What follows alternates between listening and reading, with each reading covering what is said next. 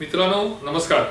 सिगरेटची पाकिटं, दारूच्या बाटल्या, त्याच्यावर असं एक लिहिलेलं असतं, तुम्हाला इशारा दिलेला असतो की सिगरेट पिणं शरीरासाठी हानिकारक, दारू पिणं शरीरासाठी हानिकारक. मात्र इतका इशारा देऊन त्याच्यानंतरही लोक त्याचं सेवन करत असतात, दारू पित असतात, सिगरेट ओढत असतात. त्याला मग लोकांमध्ये असं असतं की जर इशारा दिला तर मग असं काय करायचं.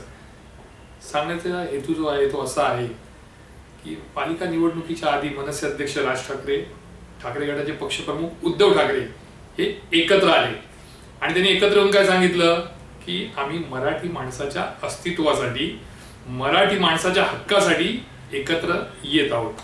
मराठी माणसाला आनंद झाला, मराठी माणूस एकदम सुखावला. मी असं म्हणणार नाही सगळीच मराठी माणसं सुखावली, कारण आजची परिस्थिती अशी आहे, महाराष्ट्रामध्ये मुंबई, ठाणे, काही अंशी पुणे आणि नाशिक हे महत्वाचे भाग सोडले तर तिथे मराठी माणूस कुठेही हा अस्तित्व त्याचं संपणार आहे किंवा तो अडचणीत आलाय असं नाहीये. त्यामुळे तिकडे जे मतदान होतं ते पक्षाला बघून, पक्षाची भूमिका बघून होत असतं.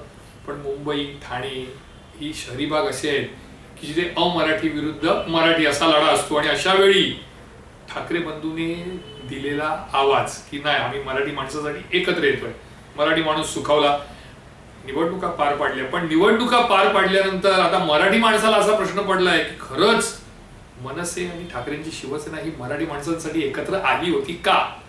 त्याला सर्वात महत्वाचं कारण असं आहे की ज्या मराठी माणसाच्या हक्कासाठी, त्याच्या अस्तित्वासाठी हे दोन मराठी पक्ष एकत्र आले, त्यांचेच प्रवक्ते आता एकमेकाच्या जिंच्या उपटाना दिसतात. म्हणजे एकमेकांवर आरोप करणे, प्रत्यारोप करणं, टीका करणं, हे प्रवक्ते. अच्छा, नुसते जर प्रवक्ते असते साधे तर त्यांच्याकडे दुर्लक्ष करता आलं असतं. पण हे दोन प्रवक्ते कोण आहेत तर जे पक्षप्रमुख आहेत त्या पक्षाचे, त्यांच्या अगदी जवळील म्हणून ओळखले जातात. एक आहेत संजय राऊत जे खासदार आहेत आणि प्रवक्ते असून उद्धव ठाकरे यांचे एकदम निकटवर्ती आहेत. तर दुसरीकडे संदीप देशपांडे जे मनसे अध्यक्ष राज ठाकरे यांचे निकटवर्ती पण आहे आणि मुंबई अध्यक्ष देखील आहे. आता हे दोन प्रवक्ते एकमेकांच्या विरोधात उभे ठाकले. त्यामुळे साहजिकच मराठी माणसाला एक प्रश्न असा पडला की निवडणुकीच्या आधी तुम्ही असं म्हणत होता की एक आहे तो सेफ आहे, आता आम्ही एक होण्याचा प्रयत्न करतोय, तुम्हीच एकमेकांच्या विरोधात उभे टाकलेले आहेत. निवडणुका पार पाडल्या. कल्याण डोंबिवली महानगरपालिकेमध्ये मनसेने साथ दिली कोणाला तर शिंदेच्या शिवसेनेला. लगेच संजय राऊत पुढे आले. संजय राऊतने पैसे घेतल्याचा आरोप केला, शिंदेसारख्या गद्दाराबरोबर जायला नको असं म्हटलं आणि मनसेला डिवचलं. त्यानंतर चंद्रपूरमध्ये काँग्रेसला बाजूला ठेवून ठाकरेंची शिवसेना ही भाजप सोबत गेली. त्यानंतर लागलीच संदीप देशपांडे यांनी मोठा आरोप केला की चंद्रपूरमधील ठाकरे गटाला प्रत्येकी 1-1 कोटी वाटले गेले. हे गेल्याबरोबर संतापले राऊत लगेच दुसऱ्या दिवशी आले. राऊतांनी आवाहन केलं की त्यांनी 1 कोटी दिले हे सिद्ध करावं. त्यावर लगेच संदीप देशपांडेंनी पत्रकार परिषद घेतली. त्यांनी लगेच सांगितलं की तुम्ही जे 50 खोके ओरडता तर तुमच्याकडे 50 खोकेचा काही पुरावा आहे का. संदीप देशपांडे हे जर व्यक्तिमत्व तुम्ही बघाल तर असं काही फारसं मोठं व्यक्तिमत्व नाही. त्यांच्यापेक्षा अविनाश जाधव म्हणा किंवा इतर बाळा नांदगावकर म्हणा हे मोठे नेते आहेत. पण तरी देखील राज ठाकरे यांनी संदीप देशपांडे यांना संधी दिली. संदीप देशपांडेंची जर भूमिका बघाल तर सुरुवातीपासूनच ते ठाकरे आणि मनसेच्या युतीला विरोध करत होते अप्रत्यक्षपणे. त्यानंतर ते नाराज कधी झाले तर यशवंत किल्लेदार यांना उमेदवारी देण्यात आली, त्यांना उमेदवारी त्यांची डावलण्यात आली, त्यामुळे ते आणखी नाराज झाले. त्यातही पुन्हा नाराजीत भर कुठे पडली तर यशवंत किल्लेदार हे निवडून आले. म्हणजे 2017 म्हणा 2012ला जिथे संदीप देशपांडे असू दे किंवा त्यांची पत्नी असू दे ते जिथे पराभूत झाले तिथे यशवंत किल्लेदार ठाकरेंच्या मदतीने विजयी झाले. त्यामुळे साहजिकच त्यांच्या डोक्यामध्ये तो राग होता. तो राग त्यांनी मग आता बाहेर काढायला सुरुवात केली. मग जेव्हा सुरुवात केली तेव्हा त्यांनी टार्गेट कोणाला सुरुवात केली करायला तर ठाकरे गटाला. फक्त ठाकरेच नव्हे तर सुप्रीम उद्धव असं म्हणून त्याने उद्धव ठाकरेंना दिवसण्याचं काम केलं.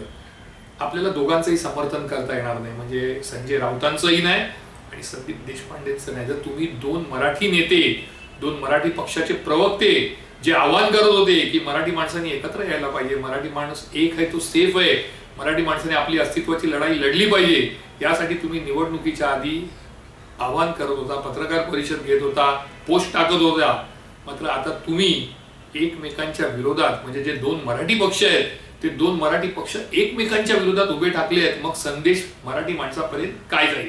मराठी माणसाला काय वाटेल? तुम्ही असं म्हणता मराठी माणसाने तुम्हाला मतं दिली, पण मला असं स्पष्टपणे सांगावं असं वाटतं किमान मुंबईसाठी, की मुंबईमध्ये मराठी माणसाने बऱ्यापैकी मतं ही मनसे आणि ठाकरेंना दिली. त्यांच्या 71 जागा निवडून आल्या. 71 जागेचा जर तुम्ही अभ्यास केला तर त्यापैकी 64 ते 63 जागा अशा आहेत जिथे मराठी माणसं मोठ्या प्रमाणावर आहेत आणि मराठी माणसाने भरभरून मतं दिली आहेत. मुस्लिमांनी तुम्हाला मतदान दिलं नाही.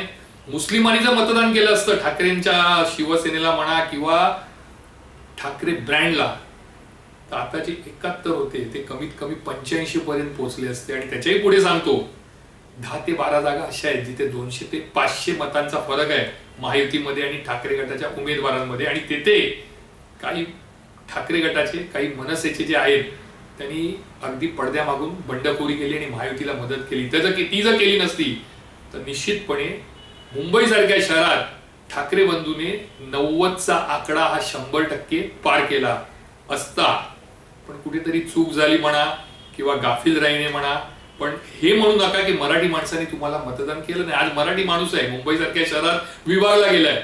तर शिवसेना 3 पार्टमध्ये विभागली गेली आहे, म्हणजे ठाकरेंची शिवसेना, शिंदेची शिवसेना आणि महाराष्ट्र नवनिर्माण सेना ही मूळचे शिवसैनिक आहेत, मूळची शिवसेना आहे. ते तुटून 3 तुकडे झाले. त्यामुळे मराठी माणसांचे तिथे 3 तुकडे झाले. भाजपला मानणारी काही मराठी माणसं आहे ती तिकडे गेली.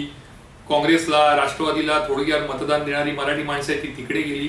तर मराठी माणसं इतकी विभाजन होऊन देखील जर ठाकरे बंधूंच्या 71 जागा मुंबईसारख्या शहरात निवडून येतात, याचा अर्थ मराठी माणसांनी तुम्हाला साथ दिली आहे, तुमच्यावर विश्वास ठेवलाय.